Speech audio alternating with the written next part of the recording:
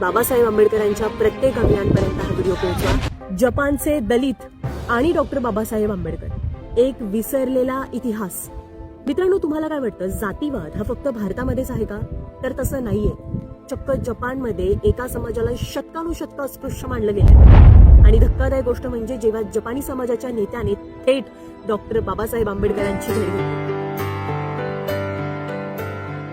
जपानमध्ये या समाजाला बुराकुमिन म्हणतात। भारतामध्ये ज्याप्रमाणे ठराविक व्यवसायांवरनं खालची जात ठरवली गेली, जुन्या जपानमध्ये चांभार कामगारांना, कसाई कामगारांना, कातडी कामगारांना अस्पृश्य मानलं गेलं आणि त्यांना वस्ती बाहेर काढलं गेलं। 1940 ते 50च्या दशकामध्ये या दोन जागतिक नेत्यांची भेट झाली।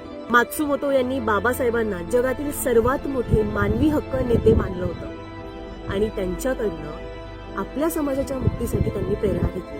पण आजही जपानमध्ये जेव्हा बुराकू समाज एकत्र येतो, तेव्हा तिथे जय भीम आणि जय बुराकूच्या घोषणा दिल्या जातात। जपानमधील वाकायामा इथे असलेला बाबासाहेबांचा भव्य पुतळा या जागतिक मैत्रीचं प्रतीक आहे। त्यामुळे बाबासाहेबांचे विचार हे फक्त भारतापुरते मर्यादित नव्हते, तर जगातील प्रत्येक शोषितांसाठी प्रकाशाचे किरण ठरले होते। जपानच्या या गुपित इतिहासाबद्दल तुम्हाला काय वाटतं, कॉमेंट सेक्शन मध्ये नक्की सांगा आणि बाबासाहेब आंबेडकरांच्या प्रत्येक अंगांपर्यंत हा व्हिडिओ पोहोचवा। जय भीम।